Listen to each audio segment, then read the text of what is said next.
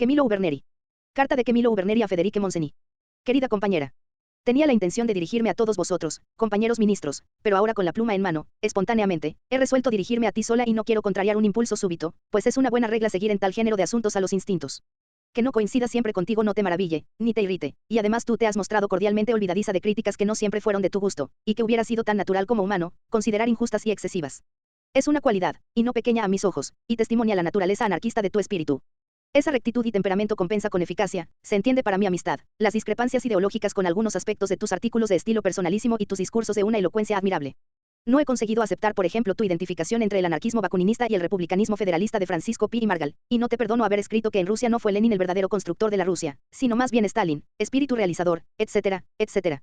He aplaudido la respuesta de Boullin publicada en Tare Libre sobre tu inexacta afirmación sobre el movimiento anarquista ruso.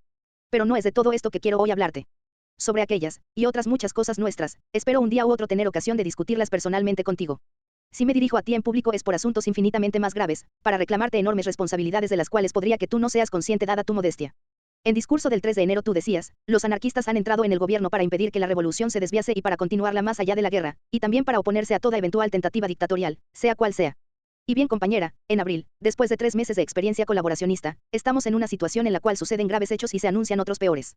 Allí donde, como en Vasconia, Levante y Castilla, el movimiento nuestro es impotente en fuerzas de base, es decir que no tiene creados sindicatos vastos y una preponderante adhesión de las masas, la contrarrevolución oprime y amenaza aplastarlo todo. El gobierno está en Valencia, y de allí es de donde partieron guardias de asalto destinados a desarmar los núcleos revolucionarios de defensa.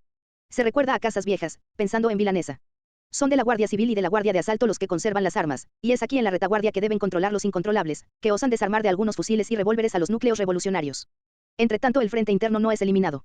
Esto se produce en una guerra civil en la cual todas las sorpresas son posibles, y en una región en la cual el frente está bien próximo, es muy irregular en su trazado y no es matemáticamente seguro.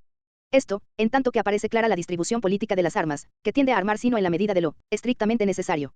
Estrictamente necesario, esperamos que se arme al frente de Aragón, escolta armada de las colectivizaciones agrarias y contrafuerte de Consejo de Aragón y de Cataluña, la Ucrania ibérica.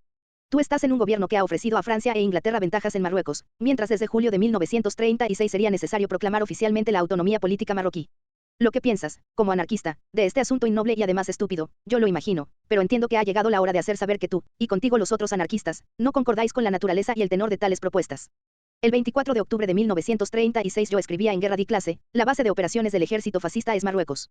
Corresponde intensificar la propaganda a favor de la autonomía marroquí sobre todo el sector de influencia panislámica. Es necesario imponer al gobierno de Madrid declaraciones inequívocas de su voluntad de abandonar Marruecos, así como proteger la autonomía marroquí. Francia ve con preocupación la posibilidad de repercusiones insurreccionales en el África septentrional y en Siria, e Inglaterra ve reforzada la agitación autonómica egipcia y de los árabes de Palestina. Corresponde aprovechar tales preocupaciones, con una política que amenace desencadenar la revuelta del mundo islámico. Para tal política es necesario invertir dinero y urge enviar emisarios agitadores y organizadores a todos los centros de la emigración árabe y en todas las zonas de la frontera del Marruecos francés. En los frentes de Aragón, del centro, Asturias y Andalucía, bastarán algunos marroquíes con funciones de propagandistas, disponiendo de radio, impresos, etc. Es evidente que no se puede garantizar los intereses de los ingleses y franceses en el Marruecos, y al mismo tiempo hacer obra insurreccional. Valencia continúa la política de Madrid. Es necesario que esto cambie. Es necesario, para cambiar, decir clara y fuertemente todo nuestro pensamiento, porque en Valencia actúan influencias tendentes a pactar con Franco. Jan Siromsky escribe en Le Populaire del 3 de marzo, estas maniobras son visibles y tienden a la conclusión de una paz que, en realidad, significaría no solamente detener la Revolución Española, sino incluso anular las conquistas sociales ya realizadas. Ni Largo Caballero ni Franco, tal sería la fórmula que expresaría sumariamente una concepción que existe, y yo no estoy seguro de que ella no tenga el beneplácito de ciertos medios políticos, diplomáticos e incluso gubernamentales en Inglaterra, y también en Francia. Estas influencias, estas maniobras, explican varios puntos oscuros, como por ejemplo, la inactividad de la Marina de Guerra Leal. La concentración de las fuerzas provenientes del Marruecos, la piratería del Canarias y del Baleares, la toma de Málaga, no son sino las consecuencias. Y la guerra no ha terminado. Si Indalecio Prieto es incapaz e indolente, ¿por qué tolerarlo? Si Prieto está ligado a una política que paraliza la Marina, ¿por qué no denunciar esa política? Vosotros ministros anarquistas, dais discursos elocuentes y escribís brillantes artículos, pero no es con discursos y artículos como se vence en la guerra y se defiende la revolución. En aquella se vence y esta se defiende permitiendo el paso de la defensiva a la ofensiva. La estrategia de posiciones no puede eternizarse. El problema no se resuelve lanzando consignas como movilización general, armas al frente, mando único, ejército popular, etc. El problema se resuelve realizando inmediatamente lo que puede realizarse. Según la Dépêche de Toulouse del 17 de enero, la gran preocupación del Ministerio del Interior es restablecer la autoridad del Estado sobre la de los grupos y sobre los incontrolables de todas las tendencias. Es evidente que, aunque se comprometieran durante meses a buscar el aniquilamiento de los incontrolables, no se puede resolver el problema de eliminar la quinta columna. La eliminación del frente interno tiene por previa condición una actividad de investigación y de represión que no puede ser cumplida sino por revolucionarios experimentados. Una política interna de colaboracionismo entre las clases y de adulación hacia las clases medias, conduce inevitablemente a la tolerancia hacia los elementos políticamente equívocos. La quinta columna está constituida, no solo por elementos pertenecientes a formaciones fascistas, sino además por todos los descontentos que aspiran a una república moderada. Son estos últimos elementos los que se aprovechan de la tolerancia de los cazadores de incontrolables. La eliminación del frente interno tiene por condición previa una actividad amplia y radical de los comités de defensa constituidos por la CNT y la UGT. Nosotros asistimos a la penetración en los cuadros dirigentes del Ejército Popular de elementos equívocos, no garantizados por ninguna organización política o sindical. Los comités y los delegados políticos de las milicias ejercían un control saludable. Hoy está debilitado por el predominio de sistemas centralizados de nombramientos y promociones, que se convierten en estrictamente militares.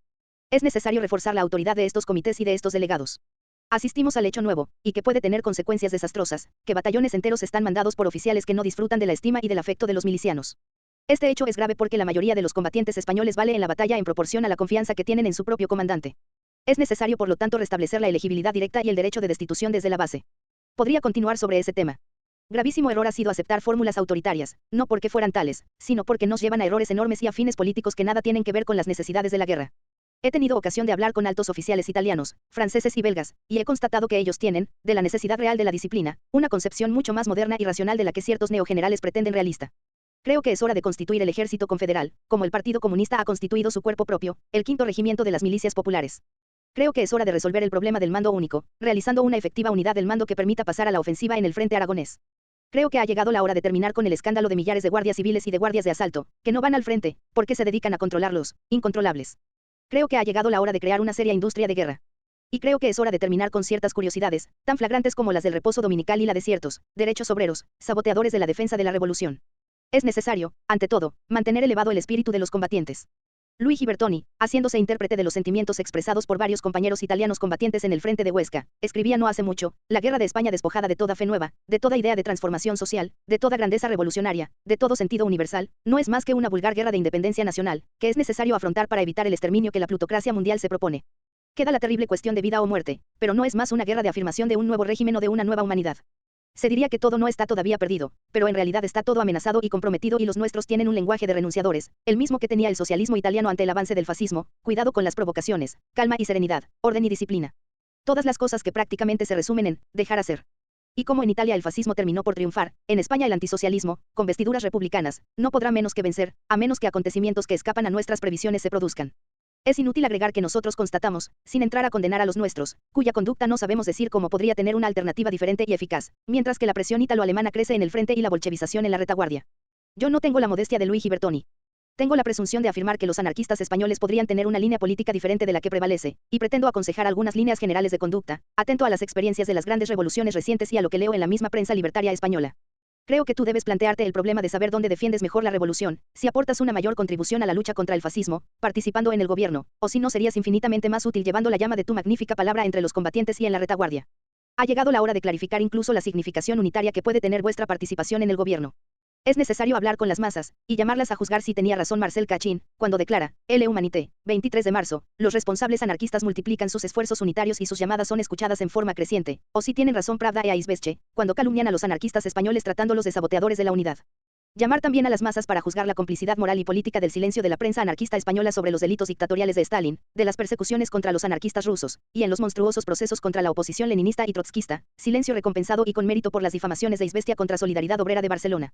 Llamar a las masas a juzgar si ciertas maniobras de sabotaje al aprovisionamiento no entran en el plan anunciado el 17 de diciembre de 1936 en Pravda. En cuanto a Cataluña, se ha comenzado la limpieza de elementos trotskistas y anarcosindicalistas, obra que será llevada con la misma energía con la que ha sido llevada en la URSS. Es hora de darse cuenta de si los anarquistas estamos en el gobierno para hacer de Bestels a un fuego, casi extinguido, o bien si están para servir de gorro frigio a politicastros que flirtean con el enemigo, o con las fuerzas de la restauración de la República de todas las clases. El problema se plantea con la evidencia de una crisis que sobrepasa a los actores representativos que hoy ocupan el escenario. El dilema, guerra o revolución, no tiene ya sentido. El único dilema es este: o la victoria sobre Franco gracias a la guerra revolucionaria, o la derrota. El problema para ti, y para los otros compañeros, es el de escoger entre el Versalles de Thiers o el París de la Comuna, antes de que Thiers y Bismarck hagan la unión sagrada. A ti te toca responder, porque tú eres la luz escondida. Fraternalmente. Camillo Uverneri.